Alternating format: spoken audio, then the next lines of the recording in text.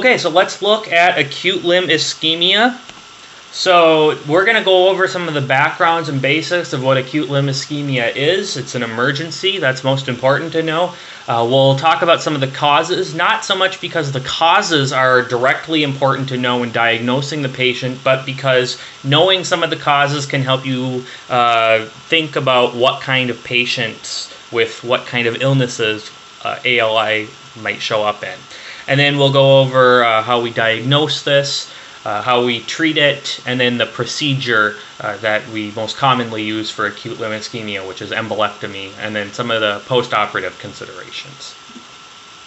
So acute limb ischemia, as you can imagine by the name, is a sudden interruption of arterial supply to a limb, most commonly due to embolization, but it can also be due to thrombosis in some cases. Most importantly to know that this is an emergency.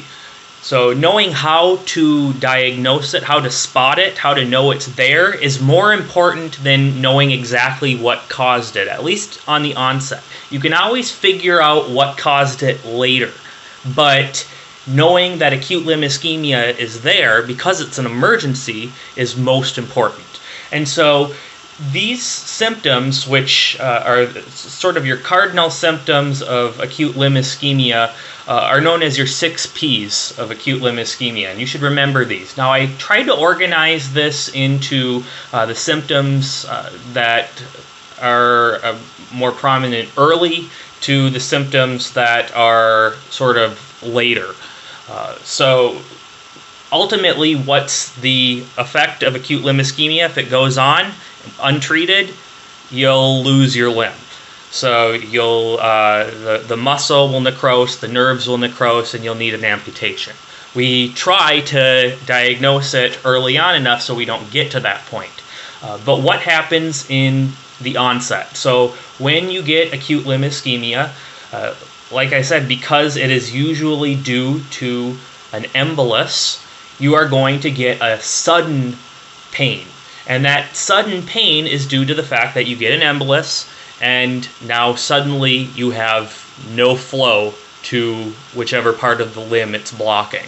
And so this is classically described as a sudden thunderstrike pain that the patient is often able to tell you, oh, it was at 3 o'clock in the afternoon, and suddenly this pain just hit me like a ton of bricks. Not a long onset pain that developed over a long period of time. This is a sudden pain. And this pain will be continuing as you see the patient, but over time it can relent just because the nerves get damaged as the ischemia progresses. Another thing that you see, which is really important, is pallor. So paleness below the level of obstruction. Why? Because you're not getting any blood flow, so it's going to be pale. Pulselessness, again, you're not getting any blood flow. And what you really want to do, just like with the pallor, you want to compare to the other side. That's always going to be useful in knowing, is this just how the patient always is? Do they have weak pulses because they've got maybe atherosclerosis, and so their pulses are a little bit harder to feel? Or is this pulselessness, is this weak pulses due to acute limb ischemia? So always good to compare to the contralateral side. Another thing that you see is poikilothermia, which is just a fancy $10 word for temperature dysregulation, or polar. And that means you've got a cool limb, a cold limb. Again, you're not getting blood, so you're not transferring heat down to that limb. And so it's as if you're dying. You know, if you ever have felt the limb of a dead patient, they feel pretty cold. That's pretty much how these patients are going to feel. It's going to be a cool limb because they're not getting any blood flow. And then finally, paresthesia and paralysis. These are later symptoms, and this starts to kind of hearken loss of limb. So you really don't want it to get to this state. So paresthesia reflects neural ischemia, neural death. Paralysis reflects muscular ischemia, muscle death. So these are the later symptoms. But these first 4 you'll see early on. Okay, so what are some of the causes? Most commonly, it's due to an embolism. And that embolism can either come from the heart or not from the heart. Usually it comes from the heart. And the most common cause when it comes from the heart is an atrial thrombus. And why would we get an atrial thrombus? We would get it because we have atrial fibrillation and the rhythm is not being treated properly. So if you have a patient who has an irregular pulse, you listen to their heart with a stethoscope and you hear the irregularly irregular rhythm, they likely have atrial fibrillation. Or perhaps the patient might already know that they have a history of atrial fibrillation, or you know it because you look at their chart. But an atrial fibrillation puts you at risk of developing this atrial thrombus because your atria are not contracting properly. And so you develop that thrombus, and that thrombus then gets sent out through the ventricles, through the aorta, and then out into the peripheral circulation. And so atrial thrombus, very common cause of embolism, which then leads to acute limb ischemia. A ventricular thrombus can also happen. That's usually in the post-MI patients, and that's simply because after an MI, your ventricles might not be contracting properly, and so for pretty much similar reasons to the atrial thrombus. You can get debris from damaged valves. We don't see this as much anymore just because we don't get damaged valves so much anymore because we don't get rheumatic heart disease anymore. But a patient with rheumatic heart disease who's got valvular damage, you can get debris, clots, basically little clots, coming out from their valves and going onward to the peripheral circulation. And then finally, a venous embolism can be a cause. Now, normally, a venous embolism is going to go through the right heart circulation and then into the lung, and that's the whole DVT and pulmonary embolism thing that we've talked about. But if you have a patent foraminal-valley, or if you have any kind of hole in between the right and left side of your heart, but usually with a patent foraminal-valley, anything from the right side of the heart can move over to the left side of the heart. And so if you have a venous embolism and a patent foraminal-valley, that venous embolism can move from the right side of the heart to the left side of the heart and then outward. And into the peripheral circulation. So these are some causes of cardiac origin emboli, but I would definitely remember the AFib relation. And then the non-cardiac origins, atherosclerotic plaque debris. This is an important one when you're doing catheterization on a patient, either for diagnostic or for therapeutic purposes to place a stent. You can dislodge some of the plaque, and that where would it go? It would go down the arterial circulation and then lodge in somewhere. And so this is something that we want to watch out for if we're placing a stent in a vessel. Like in a patient with peripheral artery disease, peripheral vascular disease. And then finally, thrombus from an aneurysm, just because through the aneurysm you're not getting a normal flow, and on the sides of that aneurysm you can develop a thrombus, and then that can go out onwards. So particularly we're looking at aortic aneurysms and popliteal aneurysms. Okay, and then some non-embolic causes. One would be in situ thrombosis. So this is more of these patients with in situ thrombosis are usually patients who already have peripheral artery disease, so they're already developing thrombi in their arteries. And with an in situ thrombosis, what that means is the thrombus, the plaque, becomes unstable, and it suddenly accumulates platelets and becomes blocked. So when it is a thrombotic cause, usually it's a little bit more gradual, and the patients have a history of peripheral artery disease. But the emboli are the most common that you'll see. And then trauma, of course, you can get trauma if you get shot through your femoral artery and you're not getting any blood to the lower part of your leg, then that can cause acute limb ischemia as well. But we're going to focus on emboli for this talk here. So this is just something, again, when I was just talking about knowing emboli versus thrombosis, usually the symptoms will give you some hints. So we're primarily going to talk about emboli as cause of acute limb ischemia, but with thrombosis, these are patients generally who already have peripheral artery disease. And so when you look at them on physical examination,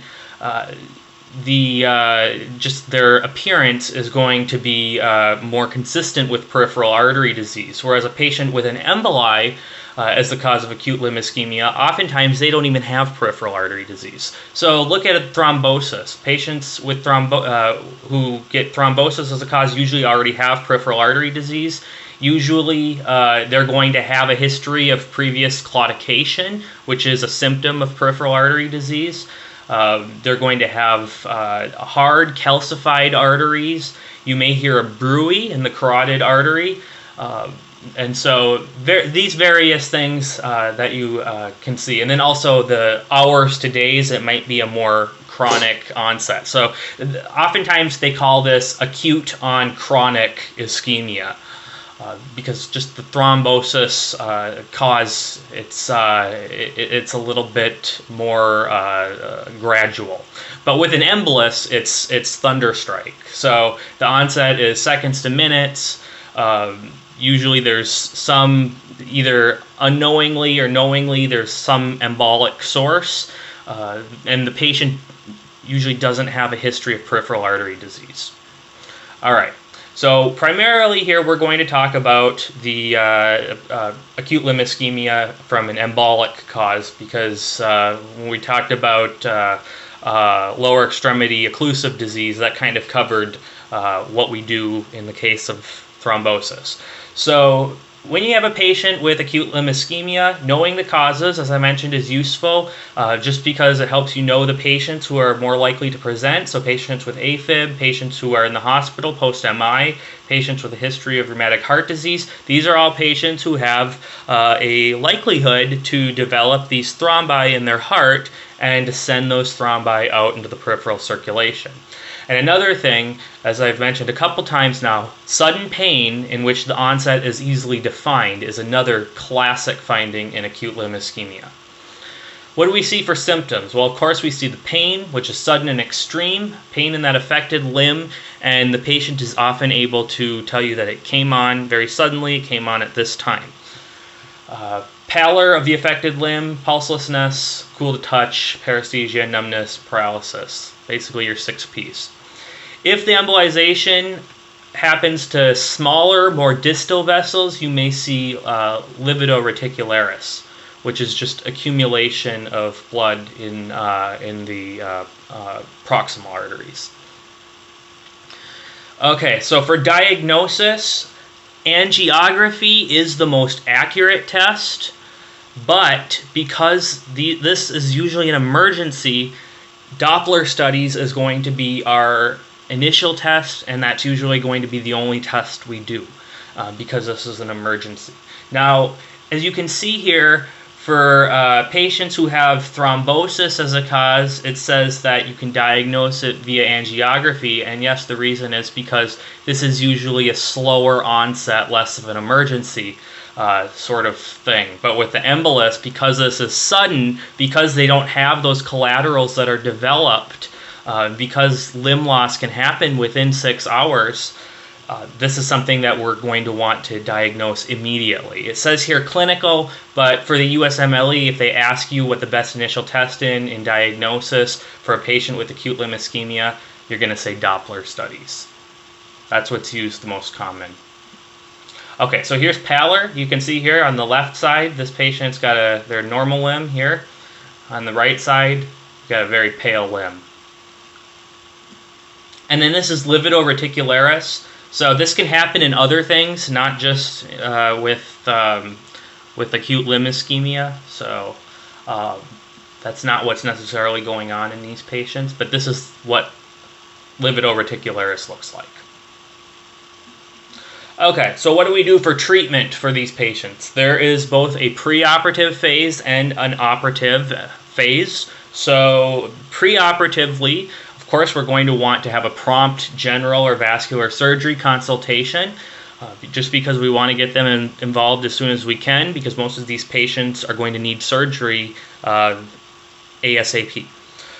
We are going to want to start these patients on IV heparin unless contraindicated. So if they have a history of HIT, heparin-induced thrombocytopenia, then we wouldn't give heparin. But for the most part, we're going to give the patients heparin. And then generous IV hydration as well as alkalinization of the urine. This is often done, at least the hydration, but oftentimes the alkalinization, in which case you would just add a diuretic. This is done to protect the kidneys from myoglobinuria. So the myoglobinuria is a complication of acute limb ischemia. If the muscles start to necrose, it's going to spill out myoglobin into the blood, and then of course you're going to get myoglobin in the kidneys, and that's nephrotoxic. So we want to avoid that. We'll talk about that at the end when we talk about complications. And then, of course, avoid elevation of the limb. That's going to help you maximize arterial flow. So if you're not, if you've got a blockage of your arterial flow to your leg, the last thing you're going to want to do is elevate your leg, because that's just going to pull blood backwards. So avoid elevation of the limb.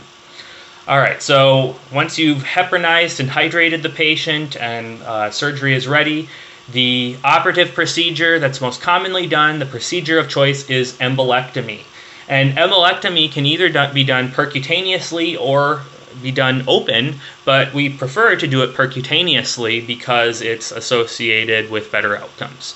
And the catheter that we use is a Fogarty catheter, which I'll show you in a little bit. It's a catheter with a little balloon on the end. But embolectomy is the procedure of choice. Embolectomy just means we're taking the embolism out. Now, if the cause is thrombotic, oftentimes arterial bypass will be necessary, just because you don't just have an embolism blocking things up, you have actual thrombosis. But for the most part, when we're thinking acute limb ischemia, we're thinking embolism, especially if the patient has no history of peripheral vascular disease. And then this is, more if the patient is in the more advanced stages. You may want to do a fasciotomy in advance while you've got the patient down for embolectomy, just because they're at risk for complications, particularly rhabdomyolysis. So this is the Rutherford classification for acute limb ischemia, and this is just a way of classifying what stage you're in, how far you are down the road, and it can be done, take your capillary refill, whether or not the patient has sensory loss, whether or not they've got paralysis of the limb, and then your Doppler findings. So don't memorize this. This is I just put this on here to show you that there's a classification system for acute limb ischemia, and these are some of the things that are going to be important markers for determining where the patient is at.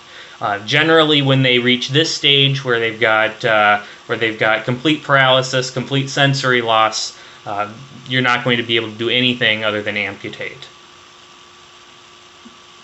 Okay, so this is the Fogarty catheter, and this was invented by a fourth-year medical student by the name of Tom Fogarty back in 1961. So all of you medical students, this is sort of inspiration to the fact that it's never too early to make a significant contribution to medicine. And this is the original catheter that he invented and showed off to his surgery attendings, and eventually this became the standard treatment for embolectomy. Okay, so what is this? So this is a modern Fogarty catheter, and what do we do with this? We insert this, we make an incision wherever the blockage is, and usually we know that based on where the paleness starts, where the pulse ends, where the coolness ends or starts, and then also on your Doppler studies. But the vascular surgeon will make an educated guess as to approximately where the blockage is. they'll make an incision and they'll get to the affected artery, and then they'll make an incision into the artery after it's been clamped, and then after you make that incision, you insert this catheter, and this catheter has a little balloon on the end, and then it's got a place where you can pump air into the balloon. And then what you do is, as you pass this through and you inflate the balloon, once you pull it out, it actually causes a suction to pull that clot out. And so you can remove the clot without actually having had to go in and actually physically pull the clot out. So you're going in with an uninflated balloon and then pumping it up, and then now you've got this nice balloon here that can pull the clot out. So I don't know how to show you that without actually showing you, but this just gets pumped up. It goes through the clot, it pumps up, and then it kind of pushes it back. And then you can remove it at the incision site. Okay, so what do we consider postoperatively? Of course, all patients who have ALI who needed the embolectomy are going to be admitted to the hospital after you've taken the clot out. Then you can do a workup for the cause. So remember, I said that yes, the cause is important, but not right away. After you've admitted the patient to the hospital and you've taken care of the emergency, then you can do, and you should do, a full workup for the cause. And that's primarily going to be a cardiac workup. So we're going to do EKG, Holter monitor, primarily looking for atrial fibrillation. These patients are usually going to be on anticoagulation therapy for some time. How long, you don't need to know. But usually these patients are going to be discharged on Coumadin. And then you're going to want to get a urinalysis, and what are we looking for in this urinalysis? We're looking for red blood cells, but not really red blood cells. We're looking for myoglobin, but it'll appear as red blood cells on the urinalysis on the dipstick. So if you have any red blood cells after acute limb ischemia, you're not thinking that this patient has a urinary tract infection. You're thinking this patient most certainly has myoglobinuria. And when a patient has myoglobinuria after acute limb ischemia, we are going to treat them for that, and we do this by alkaline diuresis, as I alluded to earlier. And we just give them generous IV fluids as well as alkalinization of the urine, usually with the diuretic furosemide, as well as bicarb added to the IV fluids. And we do this until there are no longer any urine, quote-unquote, RBCs in the urinalysis or on the dipstick. So we want to make sure we're looking for myoglobinuria. And then, of course, another thing is compartment syndrome, ultimately rhabdo. And this is just due to the fact that once you reperfuse the limb musculature, once you take that clot out, you can get, it releases gases and radicals that increase the pressure in the compartment. And so in some patients, the surgeon might actually just make the decision to just do the fasciotomy right away so that you don't even have any chance of getting compartment syndrome. The patient is already treated for it. But this is another thing that you don't have to make the determination on unless you're a board-certified vascular surgeon, which all of us are not, assuming that we're looking at this review. So compartment syndrome is a complication of ALI. That's something you need to know. And remember what our symptoms are: compartment syndrome, pain with passive stretch, tenderness, sensory impairment, particularly when it's on the leg, when it's the calf. You're going to have sensory impairment of the web between your great toe and your second toe. Like I said, the treatment is fasciotomy, sometimes done in advance. So these are the two major complications for acute limb ischemia. Remember these, remember how to treat them. But most importantly, important to know how to spot acute limb ischemia, and once you've spotted it, to know how you treat it, and that's embolectomy. And that's it.